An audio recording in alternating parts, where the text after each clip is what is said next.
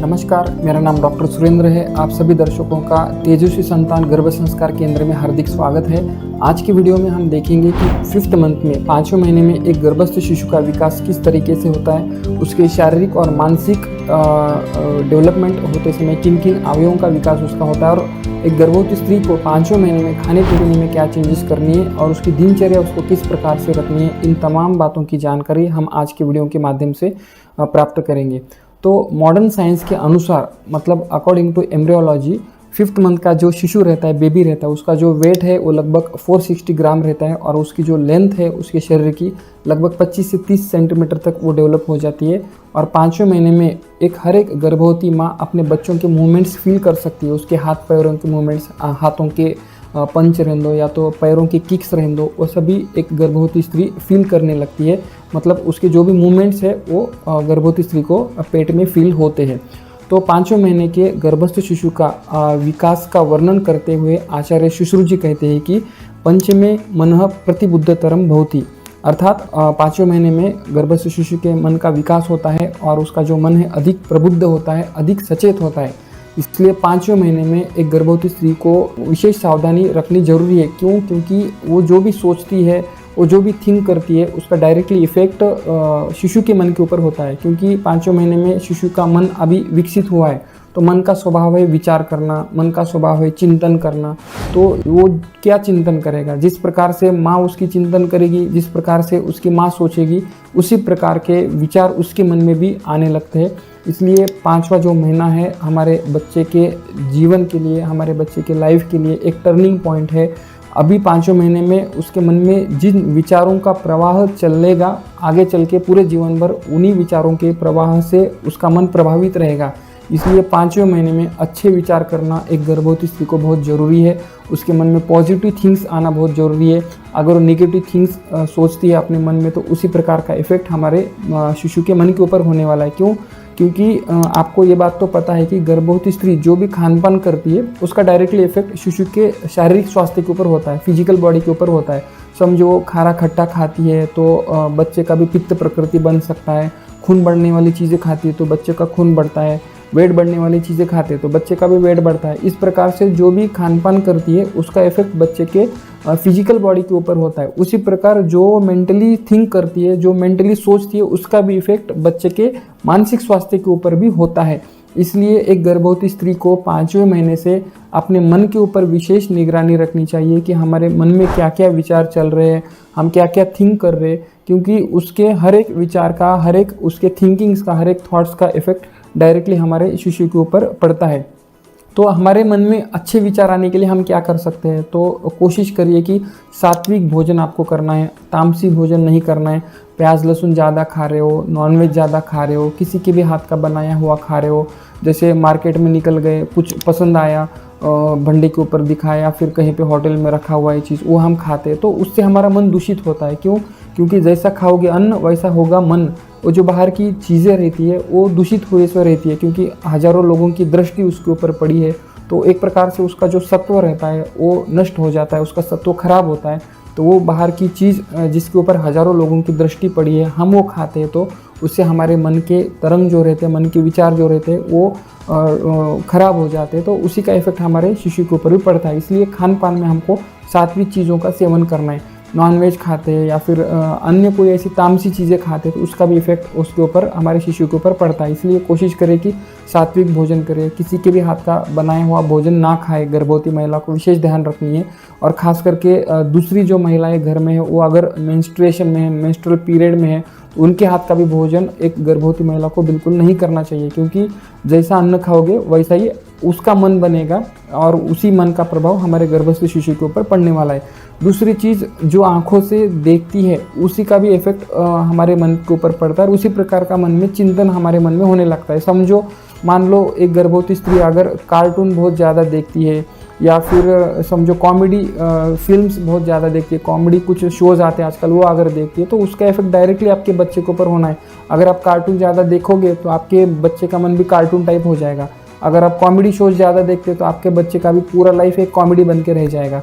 मान लो कोई गर्भवती स्त्री है, अगर वो ऐसे कुछ सीरियल्स देखती है जो बहुत डरावनी रहती है, जिसमें मतलब भूत प्रेत ऐसा कुछ मतलब जो हॉरर थिंग्स रहती है, ऐसा अगर वो देखती है तो सच मानिए कि आपका जो गर्भस्थ शिशु है उसके मन के ऊपर लाइफ लॉन्ग उसके इम्प्रेशंस पड़ते हैं, और वो उसका जो आपका जो शिशु है वो एक प्रकार का डरपोक मानसिकता वाला पैदा हो सकता है। उसके मन में हमेशा एक प्रकार का डर वो बैठ सकता है। इसलिए कोशिश करें कि ऐसी चीज़ें गर्भावस्था के दौरान बिल्कुल ना देखें।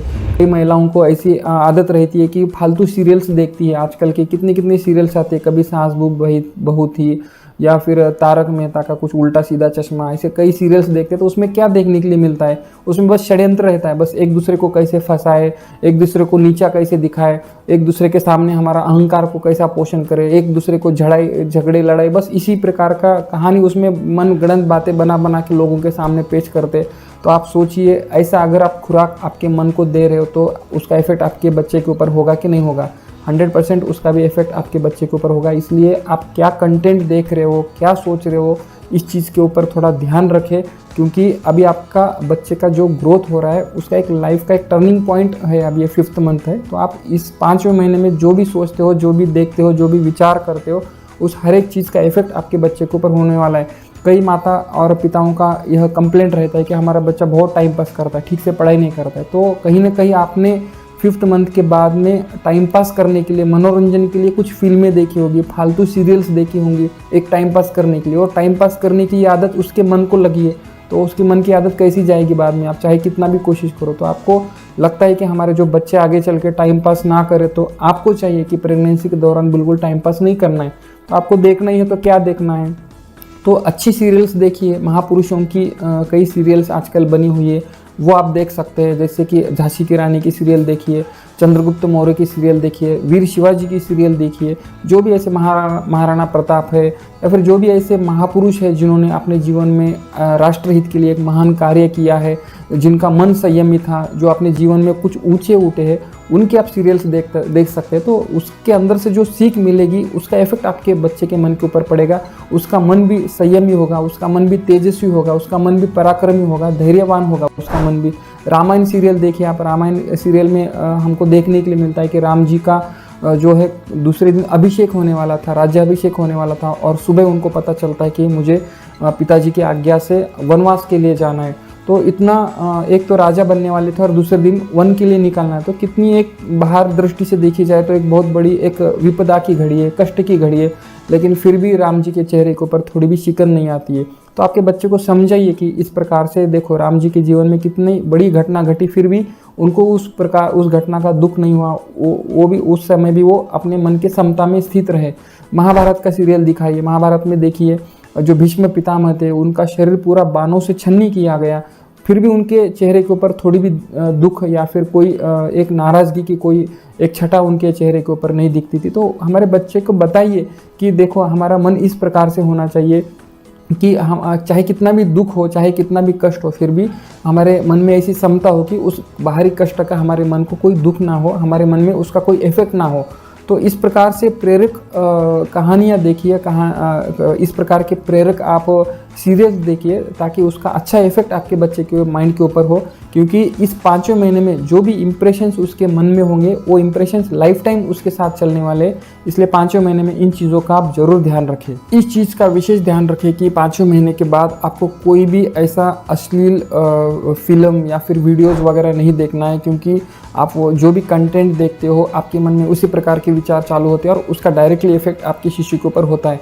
तो वो बच्चा आगे चल के फिर उसी प्रकार के व्यवहार करने लगेगा, उसी प्रकार का आचरण करने लगेगा। इसलिए कोशिश करिए कि 5वें महीने के बाद आप अच्छा सत्साहित्य पढ़े, अच्छी अच्छी चीज़ें देखें, किसी संत महापुरुष का सत्संग सुने, प्रवचन सुने, या फिर कोई धार्मिक ग्रंथ पढ़े आप, जैसे गीता का पाठ करें या फिर भागवत वगैरह पढ़े, या फिर जो भी आपको अच्छी चीज़ें किताबें लगती है जो आपके कुल के अनुरूप हो, जिसमें आपकी श्रद्धा हो, भक्ति हो, विश्वास हो, उन चीज़ों का आप पठन करें, चिंतन करें, ताकि जो भी आप पढ़ते हो उसी प्रकार के विचार आपके मन में चलते रहेंगे और उसी प्रकार का इफेक्ट आपके बच्चे के शिशु के मन के ऊपर होने वाला है। 5वें महीने के गर्भस्थ शिशु के विकास के बारे में बताते हुए आचार्य चरक जी कहते हैं कि पंचमे मासी गर्भस्य मांसशोणित उपचयो भवत्यम अधिकम अन्योभ्यो मासेभ्य तस्मात् तदा गर्भिणी कार्शम आपद्यते विशेषण। इसका अर्थ यह होता है कि 5वें महीने में गर्भस्थ शिशु के रक्त और मांस की वृद्धि अधिक होने लगती है। अर्थात 5वें महीने में हमारा जो गर्भस्थ शिशु है उसके अंदर खून मतलब रक्त और मांस मतलब मसल्स बहुत तेज़ी से बढ़ने लगते हैं दूसरे महीनों की अपेक्षा। आज अभी तक चौथा महीना कंप्लीट हो चुका है, 5वां महीना अभी स्टार्ट हुआ है, तो पिछले 4 महीनों की अपेक्षा इस 5वें महीने में रक्त की और मांस की अधिक वृद्धि होने लगती है। और ये रक्त और मांस कहाँ से आता है? माँ के शरीर से भी आता है। इसका अर्थ ये होगा कि 5वें महीने में एक गर्भवती महिला जो भी खान पान करती है उसके शरीर में जो भी रक्त और मांस बनने लगता है उसका मैक्सिमम पार्ट गर्भस्थ शिशु के डेवलपमेंट के लिए जाता है। इसलिए गर्भवती स्त्री में 5वें महीने में रक्त की और मांस की कमी हो सकती है। अगर रक्त की कमी होती है तो हीमोग्लोबिन कम हो सकता है, और मांस की कमी हो गई तो एक गर्भवती स्त्री जो है दुबली पतली दिख सकती है, कमज़ोर दिख सकती है। इसलिए 5वें महीने में खून बढ़ाने वाली चीज़ें अच्छे से खानी है, हीमोग्लोबिन बढ़ाने वाली चीज़ें अच्छे से खानी है, और मांस बढ़ाने वाली मतलब प्रोटीन वगैरह अच्छे से लेना है ताकि गर्भवती स्त्री के शरीर में रक्त की और मांस की कमी ना हो। तो वो बढ़ाने के लिए क्या क्या खाना चाहिए, खून बढ़ने वाली क्या क्या चीज़ें हैं, और मांस बढ़ाने वाली, प्रोटीन बढ़ाने वाली क्या क्या चीज़ें, उसका वर्णन मैं आगे आपको बताऊंगा। और एक मज़े की चीज़ मैं आपको बताना चाहूँगा कि अकॉर्डिंग टू एम्ब्रोलॉजी या फिर according to modern science 5th month में बच्चे का बोन मैरो बनता है। बोन मैरो का क्या काम है कि रेड ब्लड सेल्स का प्रोडक्शन करना, मतलब आरबीसी का प्रोडक्शन करना, यह बोन मैरो का काम है। मतलब बोन मैरो से ही खून की निर्मित होती है। तो हमारे आचार्यों ने 5000 साल पहले ही यह अपने संहिताओं में लिख के रखा है कि 5वें महीने में गर्भस्थ शिशु में रक्त की वृद्धि होती है, मतलब खून बनने लगता है। तब उस ज़माने में कोई टेक्नोलॉजी नहीं था, कोई ऐसा कोई मशीन्स नहीं थे, कोई सिस्टम नहीं था, फिर भी हमारे आचार्यों ने किस प्रकार से ध्यान करके इन चीज़ों की खोज की है। तो आयुर्वेद जो है अपने आप में एक बहुत ही बड़ा एक साइंस है जो पूरे एक हमारे स्वास्थ्य के रिलेटेड अच्छी अच्छी चीज़ों उसके अंदर लिखी गई है। अभी हम कुछ सवालों के माध्यम से यह जानने का प्रयास करेंगे कि 5वें महीने में और क्या क्या हमको करना चाहिए और क्या क्या नहीं करना चाहिए। तो पहला सवाल ये है कि होने वाले बच्चे का रंग गोरा हो उसके लिए प्रयास कब करना चाहिए। कई महिलाओं का यह सवाल रहता है कि हमारे बच्चे का रंग गोरा हो इसलिए हमको प्रयास कब से करना चाहिए। वैसे तो 6 मंथ में बच्चे का स्किन डेवलपमेंट होता है और कलर डेवलपमेंट होता है, लेकिन अगर 5th मंथ से ही बच्चे का रंग अच्छा हो इसके लिए अगर प्रयास किया जाए तो उसके रिजल्ट्स बहुत अच्छे से आते हैं। तो आप कोशिश करिए कि बच्चे का रंग आपको अगर लगता है कि एक कपल जो माता पिता है उनको अगर लगता है कि हमारा जो कलर है उतना फेयर नहीं है, लेकिन हमारी जो संतान होने वाली है उसका कलर बहुत अच्छे से डेवलप हो, ऐसा अगर आपको लगता है तो आपको चाहिए कि 5वें महीने से इसका आपको प्रयास करना है। तो बच्चे का रंग गोरा होने के लिए क्या क्या उपाय करने चाहिए उसके लिए हमने एक अलग वीडियो बनाया है, वो आप वीडियो देखिए और उसके अंदर जितने भी प्रयोग बताए हैं उसमें जो भी अनुकूल आपको प्रयोग पड़ते हैं मैक्सिमम जो आप कर सकते हैं वो आप 5वें महीने से भी आप ज़रूर कर सकते हैं ताकि आपके होने वाले जो शिशु है उसका रंग अच्छे से डेवलप हो। और एक चीज़, इस चीज़ के लिए हमारे हॉस्पिटल से एक टैबलेट भी आती है जो हम 5th मंथ से गर्भवती महिलाओं को अक्सर चालू करते हैं, तो उसका भी आप मंगवाना है तो आप हमसे संपर्क करते मंगवा सकते हैं। तो उसका सेवन करने से भी गर्भवती महिलाओं को बहुत अच्छा फ़ायदा देखने के लिए मिलता है। उनका जो गर्भस्थ शिशु है उसका जो कलर है बहुत अच्छे से निखरता है। दूसरा सवाल है कि हाइट बढ़ने के लिए कब प्रयास करना चाहिए। मान लीजिए कोई कपल है और उनकी हाइट कम है और उनको लगता है कि हमारी जो होने वाली संतान है उसकी हाइट अच्छे से हो, तो उनको चाहिए कि उनको 5th मंथ से इसका प्रयास करना चाहिए, क्योंकि आयुर्वेद के अनुसार 5वें महीने में गर्भस्थ शिशु के बोन्स की निर्मित होती है। इसके साथ ही बोन्स की जो बाय प्रोडक्ट है जैसे कि हेयर्स है, टीथ है, नेल्स है, इनका भी विकास 5वें महीने में होता है। इसलिए 5th मंथ में एक गर्भवती स्त्री को कैल्शियम रिच डाइट लेना चाहिए, कैल्शियम अच्छे से डेवलप हो, बोन्स की डेंसिटी अच्छे से डेवलप हो, इस प्रकार का कैल्शियम वाला मिनरल्स वाला आहार उसको 5वें महीने में सेवन करना चाहिए। क्यों? क्योंकि बोन्स अच्छे से डेवलप होंगे तो स्वाभाविक है उस संतान की, उस बच्चे की हाइट भी अच्छे से डेवलप होगी। अगर 5वें महीने में गर्भवती स्त्री अगर कैल्शियम वाला आहार कम लेती है या फिर कैल्शियम उसको कम पड़ता है तो उस बच्चे की हाइट भी कम हो सकती है और उस बच्चे के बोन्स भी कमज़ोर हो सकते हैं। अगर बोन्स कमज़ोर होंगे तो स्वाभाविक है उसके दांत कमज़ोर होंगे, उसके बाल भी कमज़ोर होंगे और उसके नाखून भी कमज़ोर होंगे। और एक महत्वपूर्ण चीज़, जिस कपल के समझो बाल झड़ते हैं या फिर बाल जिनको कम है या फिर जिनको हड्डियों से रिलेटेड कुछ प्रॉब्लम है, जिनकी हड्डियाँ कमज़ोर है, कोई नेक पेन है, बैक पेन है या फिर घुटनों का दर्द है, स्पॉन्डिलाइटिस है, या फिर जिनके बाल कमज़ोर है, जिनके दांत कमज़ोर है या फिर जिनके नेल्स कमज़ोर है, समझो मानो दोनों में से किसी के, तो यकीन मानिए कि आपका जो होने वाली संतान है उसकी भी ये चीज़ें कमज़ोर हो सकती है। इसलिए आपको अगर लगता है कि हमारे बच्चे की ये चीज़ें कमज़ोर ना हो, तो आपको चाहिए कि पूरे 9 महीने के दौरान कैल्शियम की चीज़ों का अच्छे से सेवन करना है। उसमें भी 5th मंथ में ज़रूर आपको कैल्शियम रिच डाइट का सेवन करना है उस गर्भवती स्त्री को, ताकि आपके होने वाले उस संतान के अंदर ये कमियां ना हो। तो कैल्शियम बढ़ाने के लिए क्या क्या खाना चाहिए उसका लिस्ट मैं आपको आगे दूंगा। उसके लिए अलग से वीडियो भी हमने बनाया है, उसका लिंक आपको चाहे तो डिस्क्रिप्शन बॉक्स में मिल जाएगा। तो उन चीज़ों का आप सेवन अच्छे से करिए ताकि बच्चे के बोन्स अच्छे से डेवलप हो और उसकी हाइट भी अच्छे से डेवलप हो।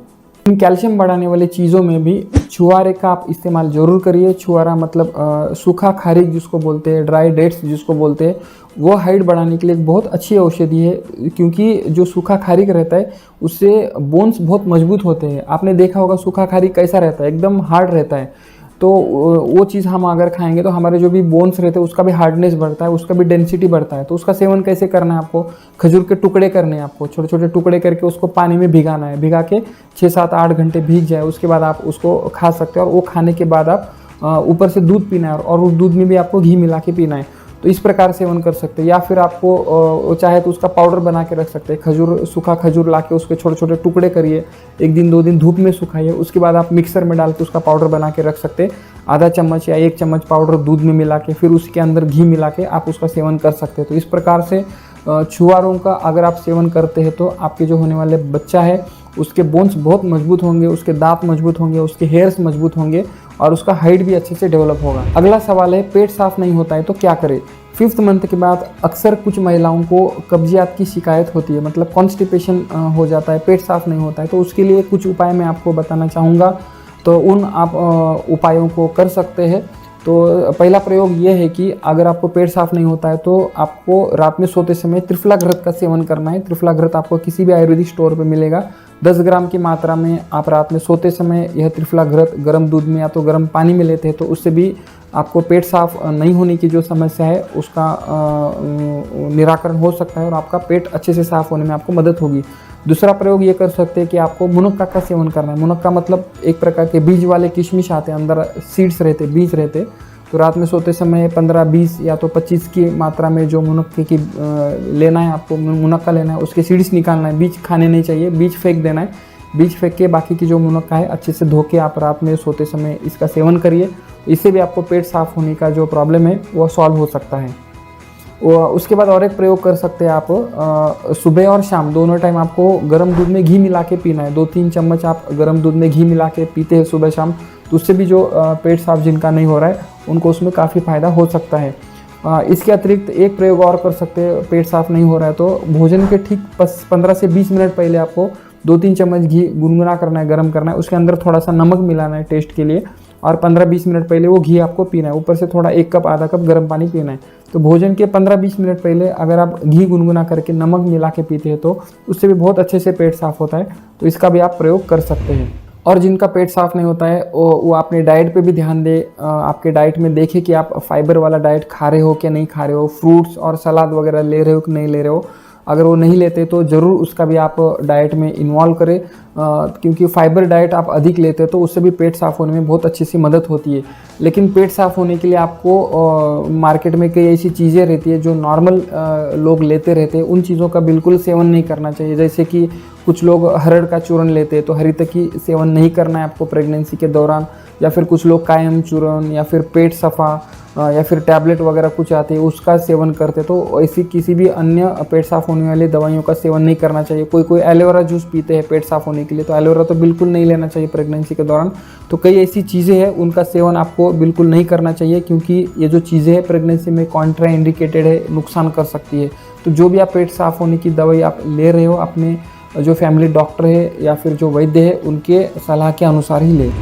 पेट के ऊपर अगर स्ट्रेच मार्क्स पड़ रहे हैं और उसमें इचिंग हो रहा है तो क्या करना चाहिए। तो 5th मंथ ऑनवर्ड्स जैसे जैसे बच्चे का साइज़ बढ़ने लगता है तो गर्भवती महिला का जो पेट है उसका भी साइज़ बढ़ने लगता है और स्किन स्ट्रेच होने लगता है, जिसके कारण स्ट्रेच मार्क्स पड़ते हैं और उस स्त्री को इचिंग हो सकता है या फिर कोई और ऐसे अर्टिकेरिया वगैरह ऐसे सिम्टम्स हो सकते हैं। तो इसके लिए एक सिंपल प्रयोग है, सिंपल तिल का तेल लेना है आपको, हल्का गुनगुना करके उसका मसाज करना है, उसका प्रेशर नहीं देना है, बस हल्के हाथ से अप्लाई करना है तो सिंपल तेल अप्लाई करेंगे तो जो भी खुजली वगैरह हो रहा है या फिर स्ट्रेच मार्क्स पड़ रहे वो बहुत जल्दी से कम होते हैं, तो आप यह प्रयोग कर सकते हैं। और स्किन में ड्राइनेस जो भी हो रहा है, स्किन में ड्राइनेस भी होता है, स्किन जैसे जैसे स्ट्रेच होते रहता है वैसे स्किन का ड्राइनेस भी बढ़ता है, जिसके कारण खुजली हो सकती है।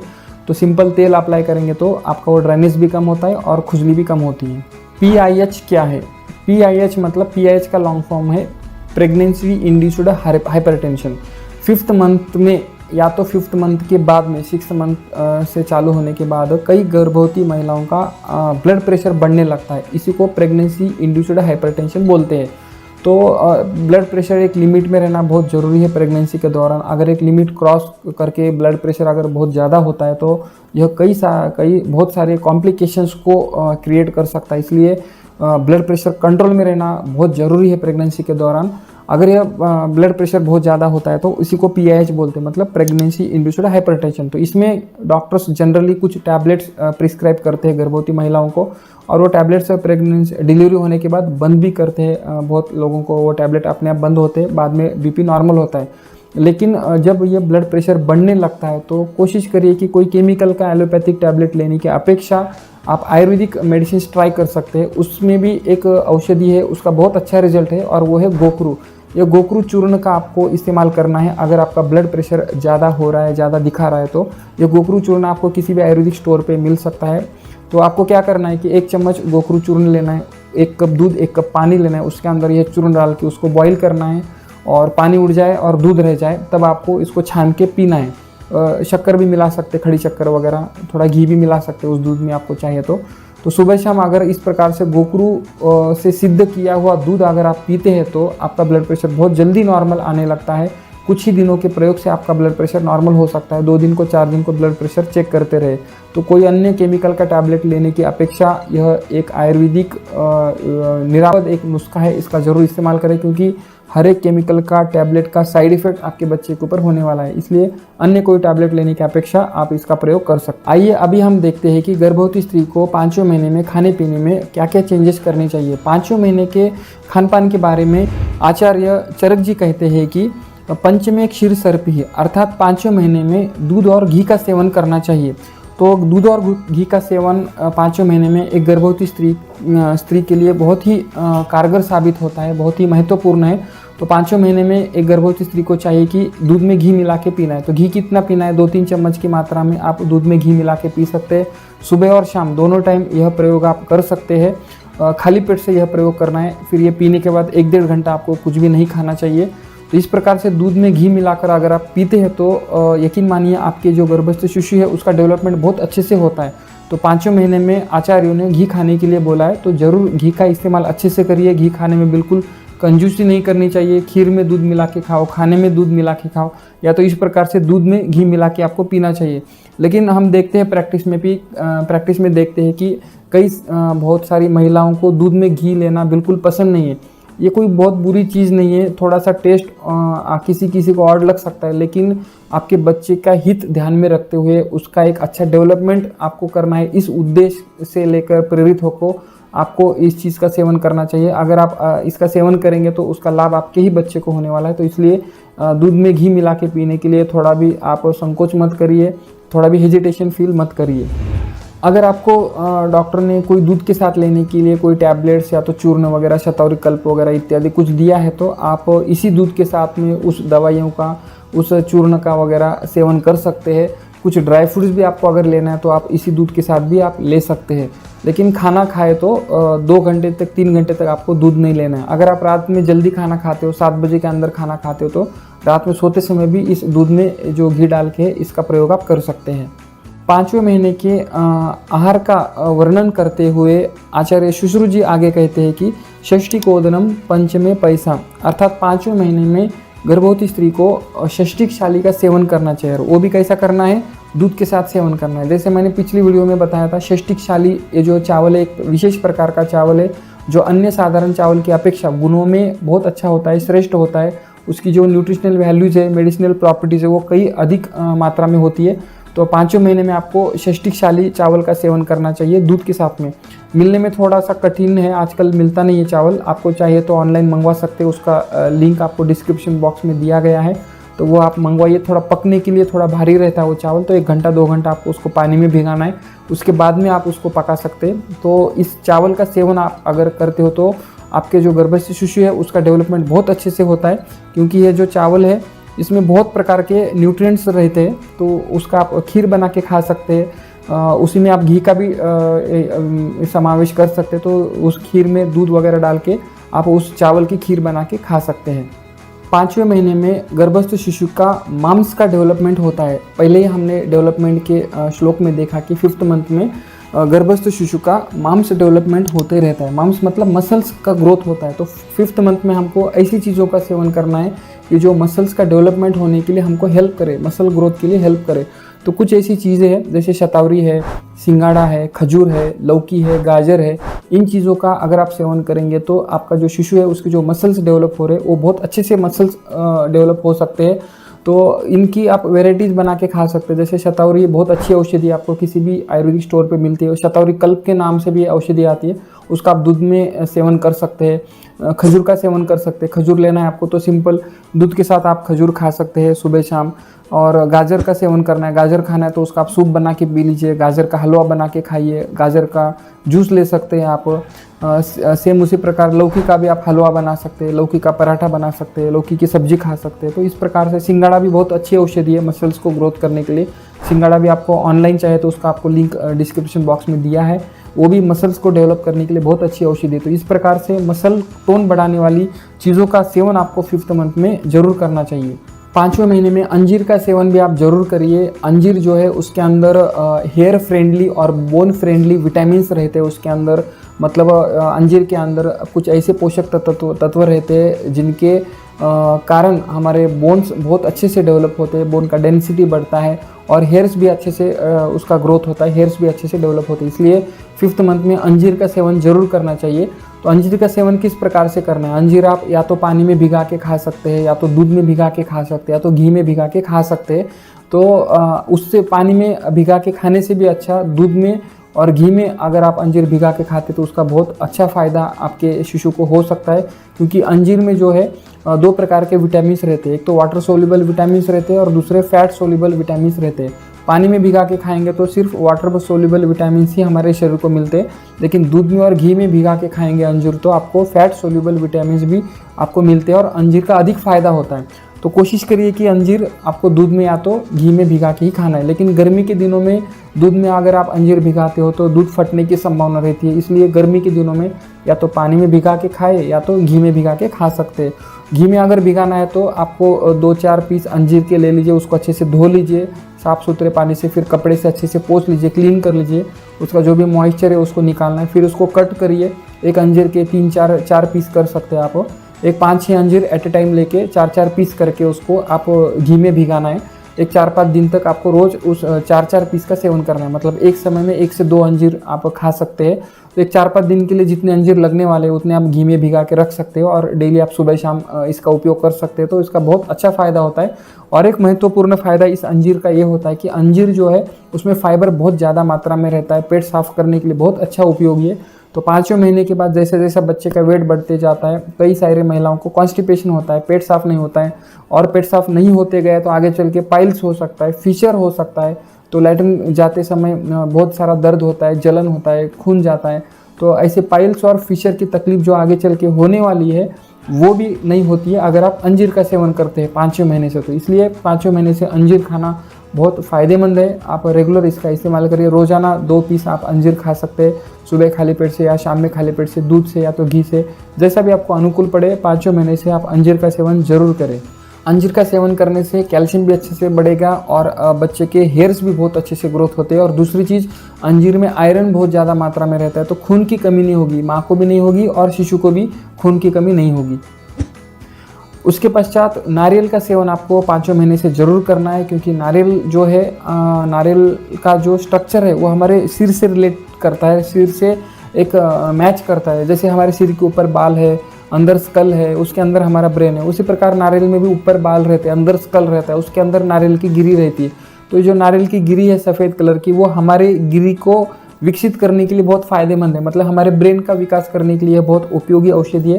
तो नारियल का सेवन जरूर करें। दूसरी चीज़, नारियल में बहुत ज़्यादा मात्रा में कैल्शियम रहता है और नारियल जो है ब्रेन के और स्पाइनल कार्ड के डेवलपमेंट के लिए बहुत महत्वपूर्ण भूमिका निभाता है। तो 5 महीने में नारियल का सेवन जरूर करिए। नारियल कच्चा खा सकते हैं खड़ी शक्कर के साथ में, या फिर नारियल की चटनी बना के खा सकते हैं, या फिर नारियल का कुछ वैरायटी बना के खा सकते हैं, स्वीट वगैरह। वैसे ही नारियल, कच्चा नारियल और खड़ी शक्कर खाएंगे तो बच्चे का रंग गोरा होने के लिए भी यह बहुत उपयोगी है। तो 5 महीने में नारियल का आप ज़रूर सेवन करिए। वैसे भी 5 महीने में हमारे बोन्स बन रहे, नेल्स और हेयर्स और टीथ बन रहे, तो कैल्शियम की बहुत आवश्यकता है हमारे शरीर के लिए। तो 5 महीने में आप नारियल का सेवन जरूर करिए। और नारियल जो है बुद्धि के विकास में भी बहुत फ़ायदेमंद है।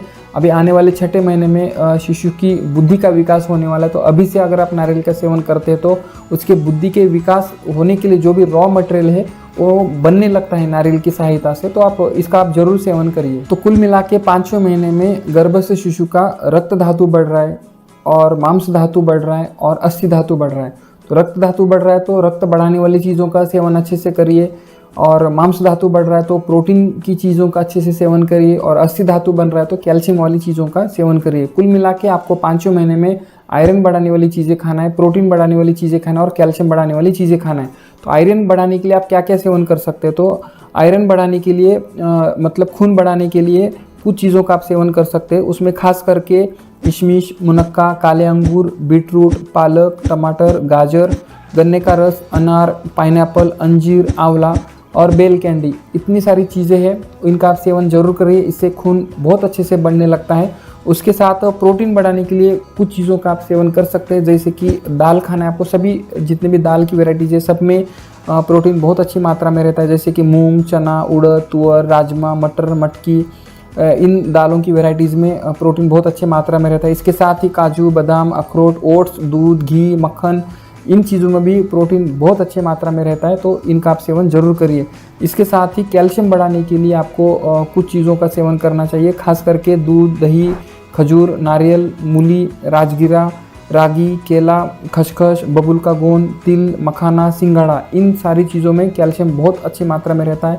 ये कैल्शियम के बहुत अच्छे सोर्सेस है। तो इस प्रकार से कैल्शियम बढ़ाने वाली चीज़ें, प्रोटीन बढ़ाने वाली चीज़ें और आयरन बढ़ाने वाली चीज़ें, इन तीनों चीज़ों का सेवन आपको 5वें महीने में जरूर करना चाहिए। अगर आपके प्रेगनेंसी के दौरान समझो 5वें महीने में गर्मी का सीज़न है और आम मिल रहे, तो आप आम का सेवन भी जरूर करें। आम जो है, मैंगो जो है, अपने आप में एक परिपूर्ण फल है।